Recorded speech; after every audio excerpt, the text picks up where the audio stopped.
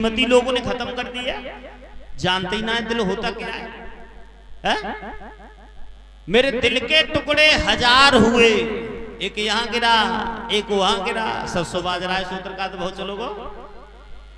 अगर दिल में थोड़ी सी कमी आ जाए ना, दिल में थोड़ी सी कमी, तो डॉक्टर ऑपरेशन बोल देता है। और दिल के टुकड़ा हजार रह गए लेकिन तो जिंदा घूम रहा हुआ।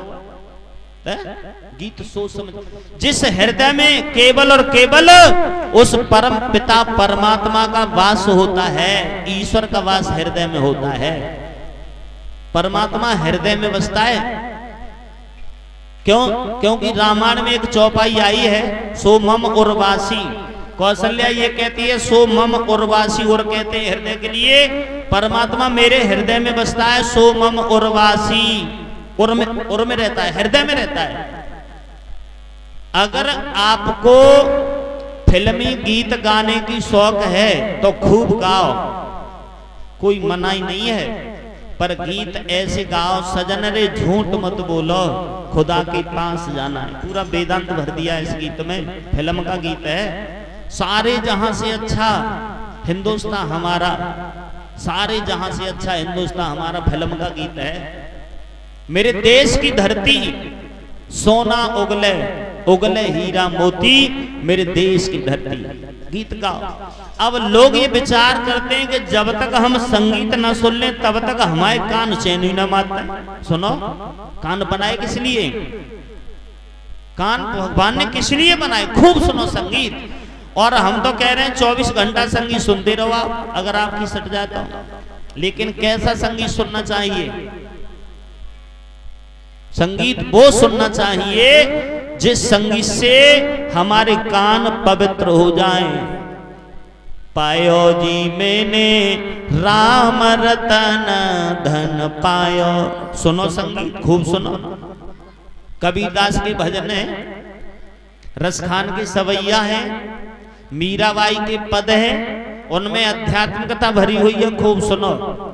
आदमी कहता है कि हमारी आंखें जब तक देख ना ले तब तक चैन ही ना मारती। खूब देखो, भगवान ने आंखें देखने के लिए तो बनाई है, लेकिन कैसे देखना चाहिए? सिया राम मैं सब जग जानी, और करो प्रणाम जोर जुग पानी।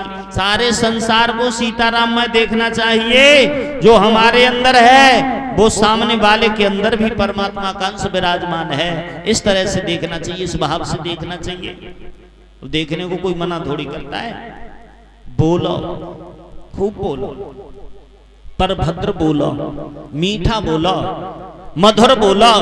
ऐसा बोलना चाहिए, ऐसा बोलना चाहिए जिससे सामने वाले को कोई चोट न लगे, सामने वाले को कोई दर्द नहीं हो। खूब बोलो। परमात्मा ने हमारा शरीर जो बनाया है ना, हाथ बनाए हैं, शुभ कार्य करो।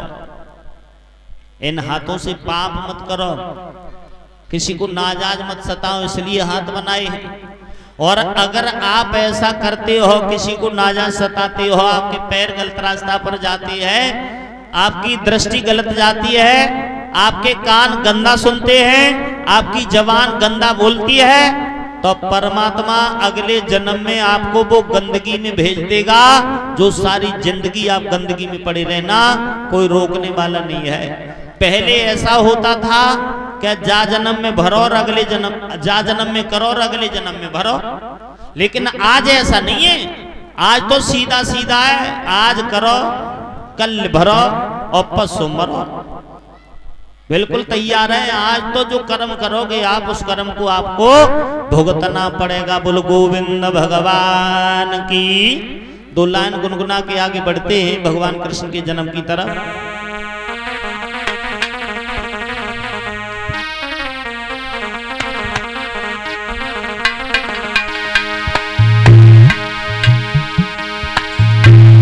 कि अब जवानी में भजले राम, और बुढ़ापो बेरी आवे को।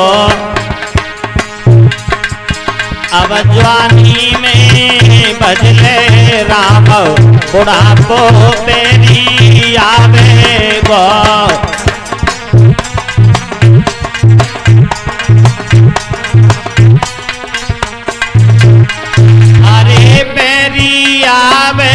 गो बुढ़ापो पेरी आवे गो, अब जवानी में भजले राम बुढ़ापो पेरी आवे गो, अब जवानी में भजले।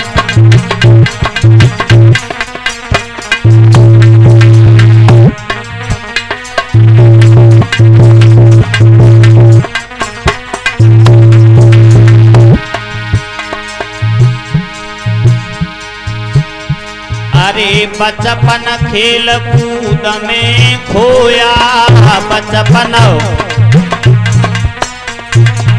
भूख लगी तब घर जाए रोया, भूख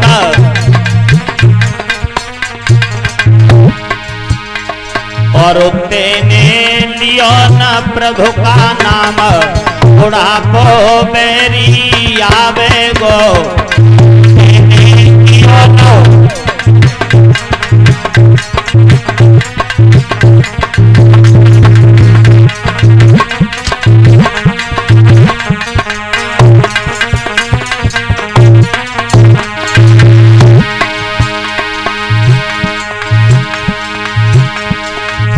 अब जवानी में भजले राम बुढ़ापो बेरी आवे गो, अब जवानी में भजले राम बुढ़ापो बेरी आवे गो।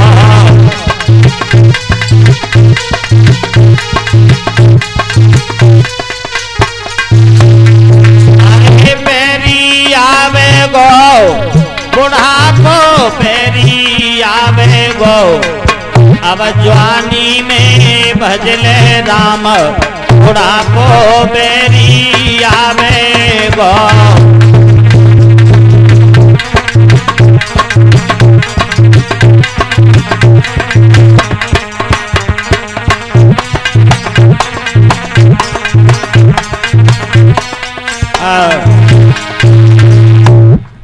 बिछाई लगवाओ पीछे, तहसीलदार बिछाई की करो व्यवस्था पीछे। सुखदेव बताने लगे हैं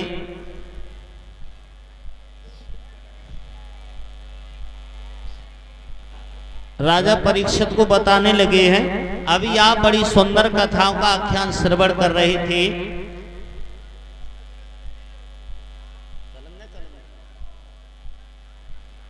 बहुत सुंदर कथा का आख्यान अभी आप श्रवण कर रहे थे महाराज ययाति के बारे में। इन्हीं के वंश में आगे भगवान कन्हैया का अवतार हुआ है। यदुकी 55 पर हुए नंद और वसुदेव, पुर के 56 पर हुए कुरु पांडव दलवेश। यदुकी 55 पीढ़ी बीतने के बाद में नंद और वसुदेव का जन्म हुआ और पुरु की 56 पीढ़ी बीतने के बाद में कौरव और पांडवों का जन्म हुआ। और ये भक्तों बाबा नंद और वसुदेव जो थे ना, ये चचेरे भाई है। बाबा नंद गोकुल के रहने वाले हैं और महाराज वसुदेव बटेश्वर से 3 किलोमीटर दूर पड़ता है सौरीपुर, ये वहां के रहने वाले थे महाराज वसुदेव। अब महाराज वसुदेव की शादियां हुई हैं 7। इतने विवाह इन्होंने क्यों किए? राजाओं को ये अधिकार होता था कि पत्नी की सहमति अगर हो जाए तो शादी करने का अधिकार होता था, और ये अधिकार आज भी है। लेकिन कब? जब संतान उत्पन्न पहली पत्नी से नहीं हो रही हो तब। 6 शादी कर ली, संतान उत्पन्न नहीं हुई है, देव की 7वीं पत्नी है महाराज वसुदेव की, तो ये अधिकार आज भी है। अगर पत्नी की मोहर लग जाए, सहमति हो जाए, तब ये अधिकार दिया हुआ है। लेकिन बिना किसी कमी के ये अधिकार नहीं है। जैसे रामायण में सीता जब चोरी हो गई थी तो राम के पास में अनेकों राजा अपनी बेटियों का रिश्ता लेकर के पहुंचे थे। आप हमारी बेटी के साथ शादी कर लो, हमारी बेटी के साथ शादी कर लो। लेकिन राम ने पत्नी व्रत धर्म का पालन किया था और दुनिया वाले लोगों को दिखाया था कि पति पत्नी का संबंध, रिश्ता कैसा होता है, पति पत्नी का संबंध कैसा होता है। आपने एक चीज देखी है हमारे समाज में, क्या हमारी जो देवियां हैं ना, इन देवियों के आगे धर्मपत्नी शब्द जुड़ा हुआ है, धर्मपत्नी, लेकिन किसी पुरुष के नाम के साथ में धर्मपति नहीं जुड़ा है। और हमारी माता बहनों के नाम के साथ में धर्मपत्नी है। सुबह से शाम तक धर्म करती हो, कोई धर्म नहीं करती हो, लेकिन फिर भी माताओं के नाम के साथ धर्मपत्नी है। और पुरुष सुबह से शाम तक पूरे दिन धर्म करता हो, फिर भी वो धर्मपति नहीं है। विचित्र बात है। एक और, हमारी माता बहनों के नाम के साथ में देवी शब्द जुड़ा हुआ है। देवी, शीला देवी, विमला देवी, कमला देवी, उर्मिला देवी, कविता देवी, ये देवी वो देवी का वो आदमी के नाम के साथ देवा शब्द लगाए? बताओ। सतवीर सिंह देवा, महेंद्र सिंह देवा, तहसीलदार सिंह देवा, बताओ, नहीं जुड़ा। क्योंकि वास्तविक वो देवी है। हमारी जो माताएं बहनें हैं वो वास्तविक देवी हैं, और इन्हें देवी का स्वरूप दिया गया है। चाणक्य नीति में कहा गया है कि भोजन दोगुना होता है माता बहनों का भाई बंधुओं की अपेक्षा, और लज्जा 4 गुनी होती है, और साहस 6 गुना होता है। पुरुष से बहुत आगे माताएं बहन, लेकिन आगे कब है? आगे जब है जब वो अपने क्रियाकलाप के अनुसार सही मार्ग पर चलती हो तब।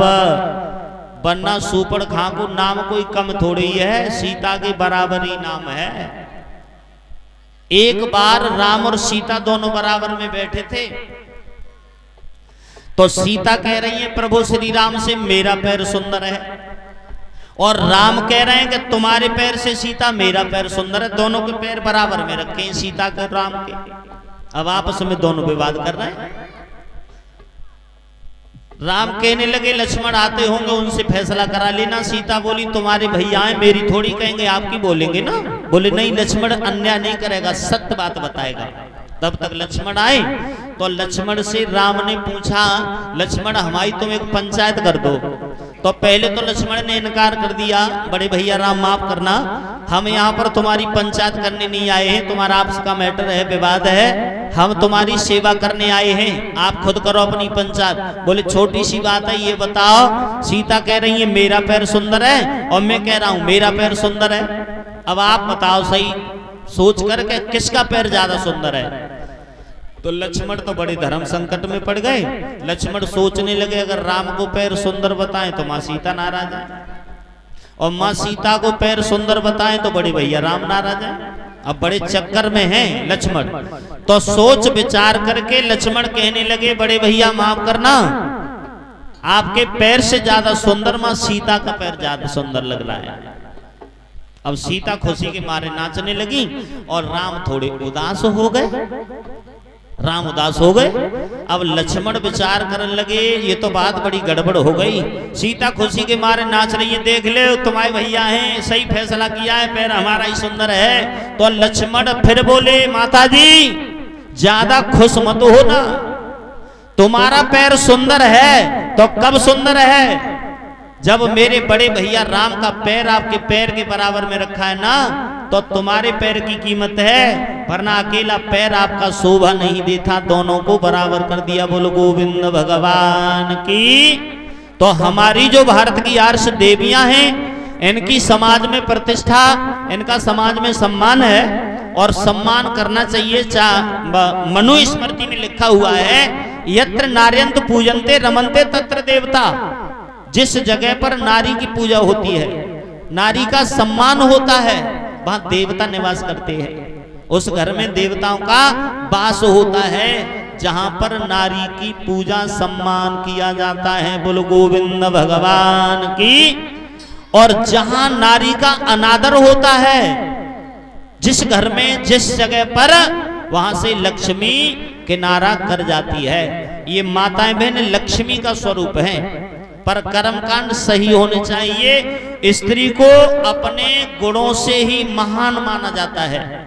अगर अवगुण इनमें पड़ गए तो ये महान नहीं है। और विद्वानों ने ये कहा है हमारी माता बहनों के हाथ में घर का संचालन करना होता है। बिगड़े हुए घर को बना सकती है और बने हुए घर को भी बिगाड़ सकती है, दोनों ही काम है। बनाने पर आ जाए कितना भी बिगड़ा हो बना देंगी, और बिगाड़ने पे आ जाए कितना भी बना हो बिगाड़ देंगी। नार जो करे सो कर छोड़े, चाहे गरीबों को अमीर बना दे जो कर जोड़े, और चाहे अमीर को गरीब बनाए दे जो भरे बहाड़ फोड़े। नार जो करे सो कर छोड़े, अगर अपने पर आ जाता। लेकिन वैसे कहीं भी हमारी माता बहनों की कहीं कोई टिप्पणी नहीं है, और दर्जा भी इनका ऊंचा है। देवी क्यों कहा गया इनके लिए? देवी शब्द इनके साथ क्यों जुड़ा है? कभी आपने विचार किया? हमारी जो आर्ष बेटियां होती हैं, जब तक बेटी अविवाहिता होती है, शादी नहीं होती है, चाहे किसी देवी की पूजा करती हो, चाहे देवता की पूजा करती हो, चाहे उपवास रखती हो, व्रत रखती हो, यज्ञ करती हो, कथा में जाती हो, परिक्रमा में जाती हो, तीर्थ में जाती हो, कोई भी धर्म का कार्य करती है, तो उस बेटी की केवल एक कामना होती है। उस बेटी की केवल एक कामना होती है कि उसे सुंदर, सुशील, सुसज्जित, संस्कारी, सदाचारी, शिष्टाचारी वर मिले। और जब शादी हो जाती है उसके बाद में अगर किसी के पास जाती है तो केवल यही कामना करती है कि हमारे जो वो है ना धर्मपति, वो आजकल बड़े टेंशन में रहते हैं। महाराज अगर कोई उपाय हो तो उसका बता सकते हो? अपने लिए नहीं मांगा, उसके बाद जब बच्चे हैं बच्चों के लिए मांग रही। पूरा जीवन हमारी इन आर्ष देवियों का परोपकार में जाता है, इसलिए इन्हें देवी बोला जाता है। बोलो गोविंद भगवान की। हमारा पढ़ाई करते हैं तब पद मिलता है, पर इन्हें बिना पढ़ाई के मिल जाता है। काऊ को पति डॉक्टर हुआ डॉक्टर, तो पत्नी को है जाते हैं। पति डॉक्टर हुआ तो पत्नी को है जाए डॉक्टरनी, और डॉक्टरनी को जो मालूम ना है सर में दर्द है वो तो टेबलेट कौन सी लगाई जाए, पर डॉक्टर नहीं है। पति है काऊ को फौजी, तो पत्नी को है जाए फौज ने। चाहे फौजन को जो मालूम ना है कि घर में चुहिया कैसे मारी जाए, और पति बॉर्डर पर लड़ाई लड़ रहा हुआ। पति है काऊ को मास्टर हो, तो पत्नी है गई मास्टरनी। अब मास्टरनी को पतो जेव ना है क्या छोटिया बढ़िया कैसे लेके जाता है, लेकिन पद मिल गया। अब पति है काऊ को डाकिया, तो पत्नी को है जाए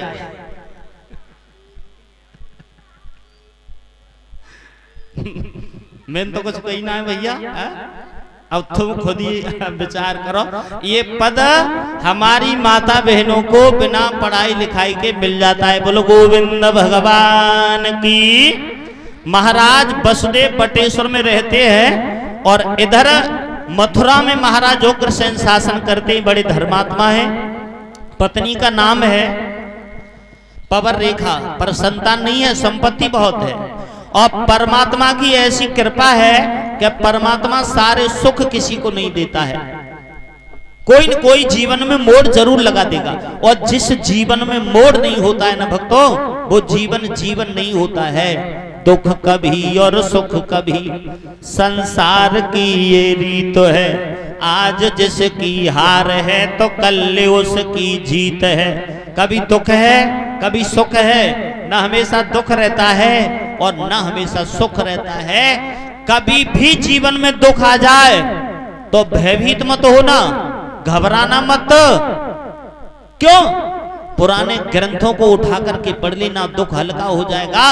और जीवन में अगर कभी सुख आ जाए तो अहंकार मत करना, अब से जो नीचे हैं गरीब हैं उनकी मदद करना। लेकिन बंधुओं, आज आदमी सुख आ जाए तो सब भूल जाता है, और दुख आ जाए तो इतना भयभीत तो हो जाता है। पुराने ग्रंथों को उठाकर पढ़ो, जिस जीवन में सुख और दुख नहीं हो वो जीवन जीवन ही नहीं होता है। ये तो संसार का नियम है, ना हमेशा सुख है ना हमेशा दुख है।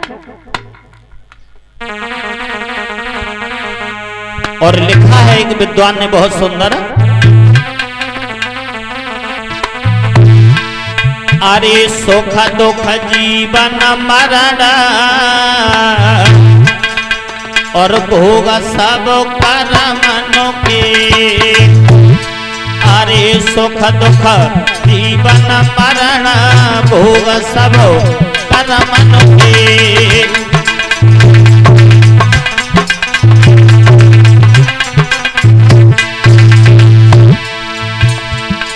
अरे कर्म से मिलते हैं बेटी बेटा, कर्म से मिलते हैं बेटी, और कर्म बांझ हुए नारी भोग सब कर्मन के। कर्म बांझ हुए नारी भोग सब।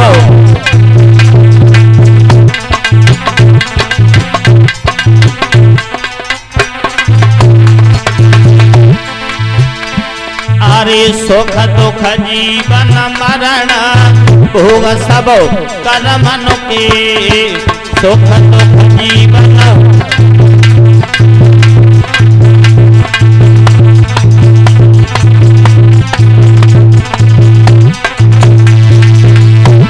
अरे कर्म से राजा राज्य करत है, कर्म से राजा, और कर्म से बनत भिखारी भोग सब कर्मन के। कर्म से बनत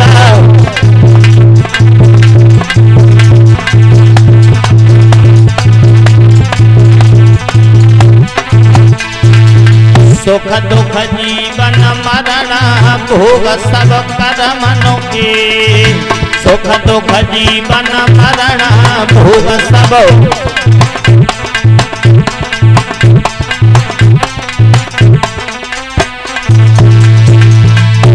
अरे कर्म से सुंदर नारी मिलती है, कर्म से सुंदर,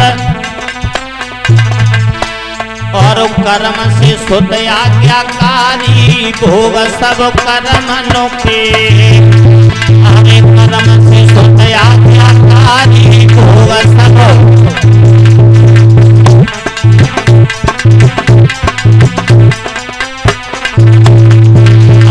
सुख दुख जीवन मरण भोग सब कर्मन के। सुख दुख जीवन मरण भोग सब।